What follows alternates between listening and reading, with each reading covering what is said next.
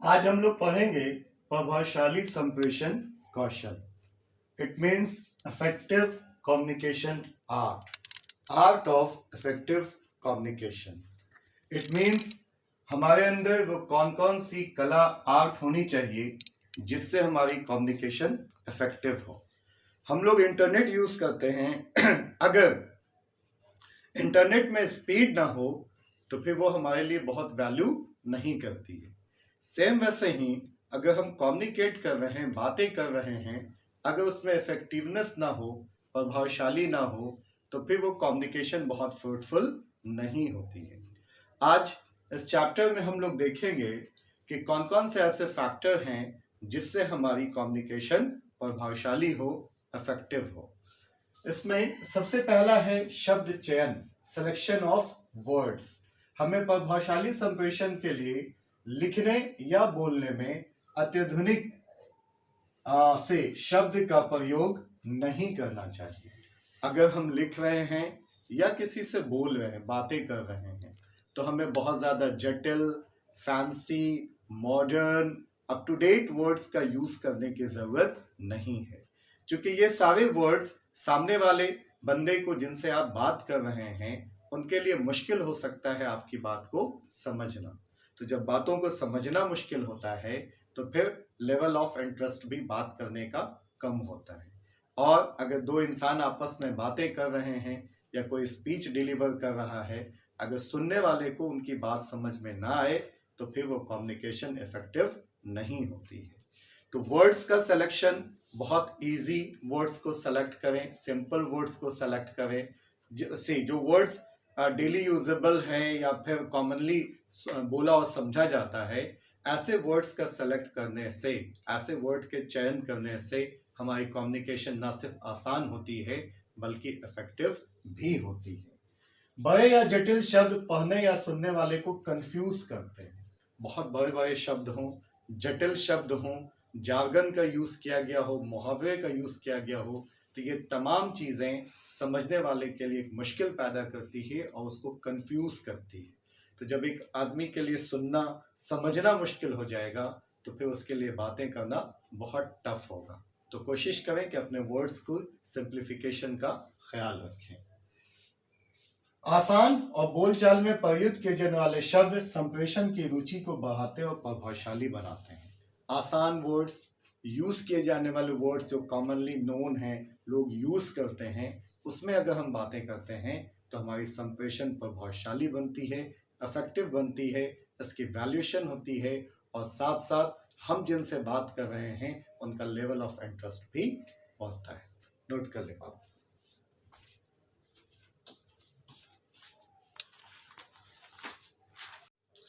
दूसरा पॉइंट है आवाज। It means voice. आवाज हमें वक्ता के लिंग के बारे में, उसके पृष्ठभूमि के बारे में, प्रशिक्षण या स्वभाव के बारे में बताती है। वॉइस मॉड्यूलेशन, इट मीन्स आवाज हमें कौन कौन सी चीजें बताती हैं, तो आवाज हमें लिंग के बारे में बताती है। जैसे आप अगर फोन पर किसी की आवाज सुनते हैं तो आप ये बता देते हैं कि उधर से मेल बात कर रहा है या फीमेल बात कर रही है। तो आवाज डिफरेंशिएट पैदा करता है उनके लिंग के बारे में बताता है कि उनका जेंडर कौन सा है। साथ साथ उसकी पृष्ठभूमि, बैकग्राउंड के बारे में बताता है। आप किसी से बातें करें, आपको थोड़ा देर बात करने के बाद अंदाजा लग जाएगा कि उस इंसान का एजुकेशनल बैकग्राउंड क्या है, वो विलेज से बिलोंग करता है कि शहर से बिलोंग करता है। इन चंद चीजों के बारे में पता लग जाता है। कहते हैं ना, एक इंसान जब मुंह खोलता है तो उसकी औकात पता चलती है। इट मीन्स उसकी आवाज रिफ्लेक्ट करती है, बताती है कि वो किस बैकग्राउंड से है, वो एजुकेटेड है कि नॉन एजुकेटेड है, ये तमाम चीजें बताती हैं। साथ साथ प्रशिक्षण या स्वभाव के बारे में बताती है। एक इंसान का एटीट्यूड उसकी आवाज ही बताती है। सपोज आपको एक गिलास पानी चाहिए, दो लोग बैठे हुए हैं, एक को आपने बोला बाबू एक गिलास पानी ला दीजिए, तो इस इंसान ने बहुत डिसिप्लिन में, बहुत तरीके से बोला तो पानी लाने वाले शख्स को भी अच्छा लगा। वहीं दूसरा चल पानी उठा, बेटा चल पानी लेके आओ। तो ये जो अंदाज हुआ ना, ये जो आवाज हुई, ये जो अंदाज हुआ, इससे पानी लाने वाला दे तो देगा आपको लाकर, क्योंकि माइट भी वह उससे आपका रिलेशन ऐसा हो कि उसकी मजबूरी हो कि वो आपको ला के दे, लेकिन क्या इस तरह से बोलने से वो इंसान खुश होगा? नहीं, बल्कि उससे आपके एटीट्यूड, आपके मैनर, आपके एथिक्स का पता चलता है। साथ साथ से आपके डिसिप्लिन, आपके नेचर को आपकी आवाज बताती है। हमारी आवाज अत्यंत चंचल यंत्र है, यद्यपि इससे कोई भी उत्साह, बेचैनी, तत्परता व्यक्त कर सकता है। हमारी आवाज से अगले को समझ में आ जाता है कि कितना एक्साइटेड है, कितना बोरिंग है, साथ साथ कितना दुखी है, कितना खुश है। ये तमाम चीजें आवाज ही बताती हैं। अब कोई इंसान बहुत हैप्पी है, बहुत खुश है, तो देखिएगा उसकी आवाज में एक चंचलपना आएगा। कोई इंसान बहुत सैड है तो इसकी आवाज बुझी बुझी, हल्की सी आवाज में दबापन फील होगा आपको। साथ साथ आप ये देखेंगे कि बेचैनी, कभी कभी इंसान किसी चीज को लेकर बहुत बेचैन हो जाता है, तो अगला उसके आवाज से पता लगता है कि ये बहुत बेचैन है। उत्साह, एक्साइटमेंट का पता चलता है। ये तमाम चीजें हमें आवाज ही बताती हैं। इससे आवाज के महत्व का अंदाजा लगाया जा सकता है। तो ये एक आर्ट है, एक कला है कि आप अपनी बातों को कैसे बोलते हैं, किस तरह के वर्ड्स का यूज करते हैं, और आपके आवाज की गति क्या है, आप किस अंदाज में बात करते हैं। तो आप जितनी अच्छे आवाज में, जितने अच्छे अंदाज में बात करेंगे, आपकी कम्युनिकेशन उतनी ही बेहतर होगी। तो ये एक कला है जिसे हमें और विकसित करना है, ताकि दूसरे हमसे बात करने में इंटरेस्ट लें और हमारी संप्रेषण प्रभावशाली हो।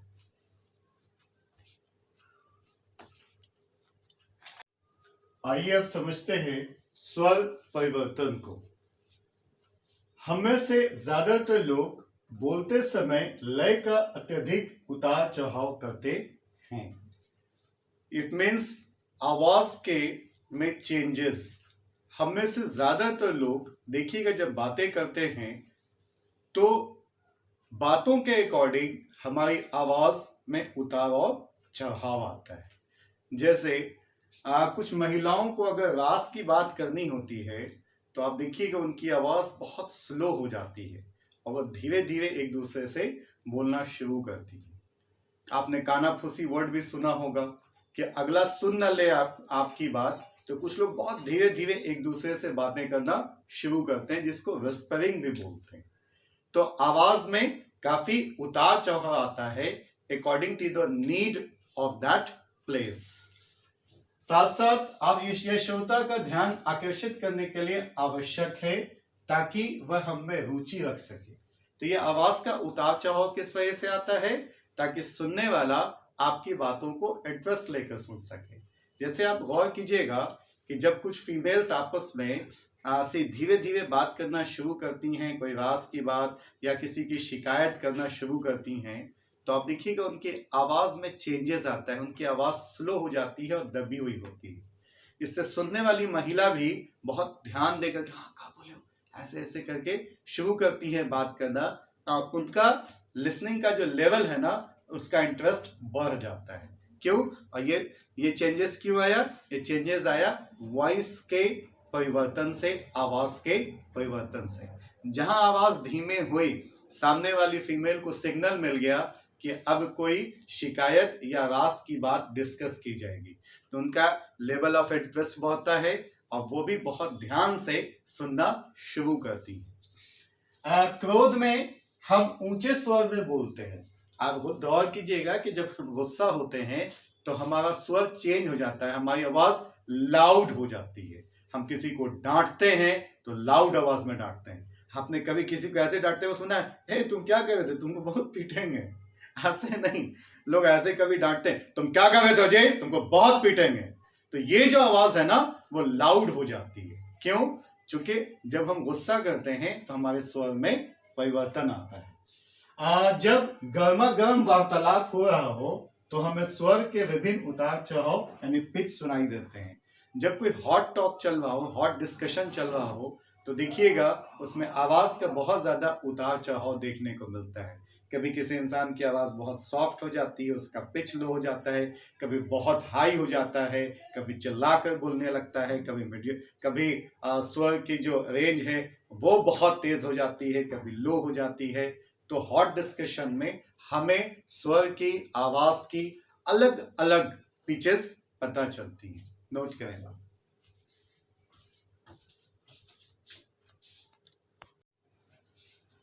फोर्थ पॉइंट है सुर सामंजस्य। हमारी अभिव्यक्ति ऐसे सुर में होनी चाहिए कि सुनने वाले सुन सके, पर इतनी जोर से भी नहीं कि सुनने वाले ध्यान देना ही बंद कर दे।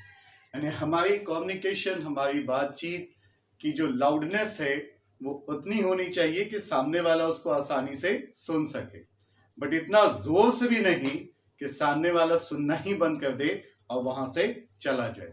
आपने देखा होगा कि कुछ लोग बहुत धीमी आवाज में जब बात करते हैं या बहुत लाउड होकर बात करते हैं तो सुनने वाला ज्यादा देर वहां पर रुकता नहीं है। वो बार बार सुनने वाले को अगर आवाज धीमे लग रही है, आए फिर से बोलो करके उसकी कम्युनिकेशन के इंटरेस्ट कम हो जाती है, वो वहां से चला जाता है।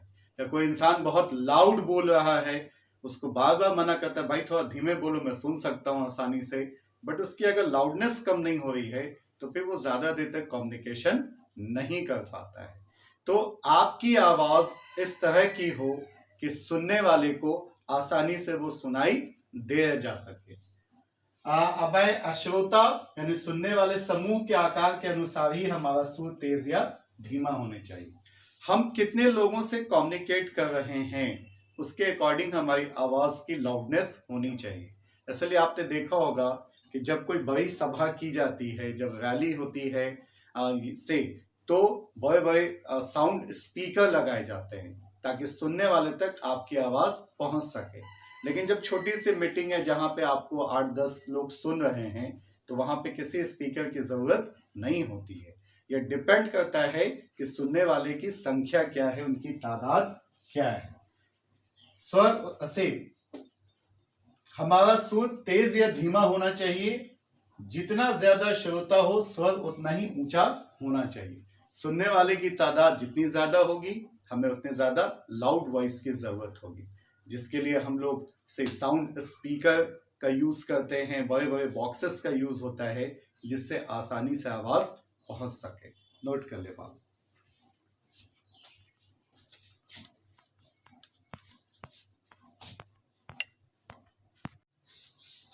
अस्पष्टता मीन्स क्लैरिटी। विचारों और वाक्यों में अस्पष्टता श्रोता को आपकी बात समझने में आसानी पैदा करता है।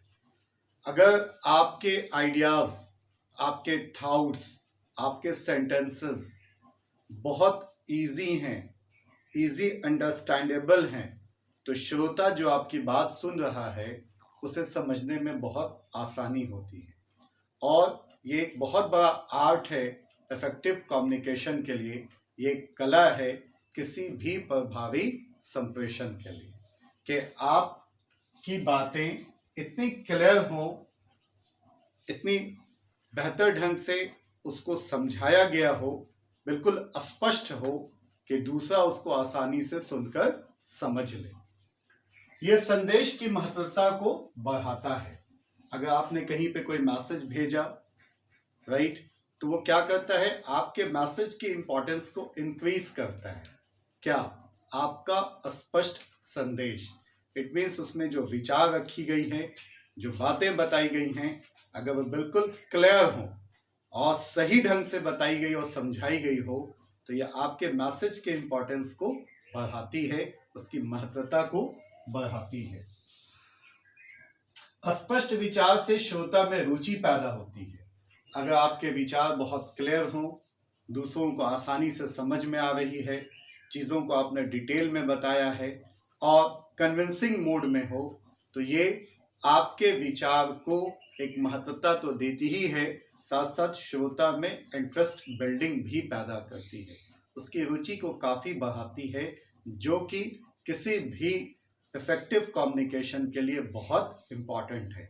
अगर आपकी बात ही क्लियर ना हो, दूसरों को कन्विंसिंग मोड में ना लगे, उनको समझ में नहीं आ रही है, तो फिर आपका कम्युनिकेशन करना यूजलेस हो जाता है। आपकी कम्युनिकेशन इफेक्टिव हो, इसके लिए मोर इम्पॉर्टेंट है कि आपके विचार, आपकी बातें बहुत क्लियर हों और आपको अपनी बात को कन्विंस करना आसान हो जाता है तब जब आपकी बातें स्पष्ट हों। नोट कर लीजिए। आइए प्रभावशाली संप्रेषण की कुशलता में अब इस पॉइंट को स्टडी करते हैं कि शब्दों की सरलता। प्रभावशाली संप्रेषण के लिए यह अति आवश्यक है कि हमारे शब्दों में सरलता हो। अगर आप चाहते हैं कि आपकी कम्युनिकेशन बहुत इफेक्टिव हो तो इसकी पहली जरूरत है कि आपके वर्ड्स में एक सिंप्लिसिटी हो, सरलता। सरल प्रयुक्त किए जाने वाले शब्द, आसानी से प्रोनाउंस किए जाने वाले शब्द किसी भी वार्तालाप के लिए पहली जरूरत है।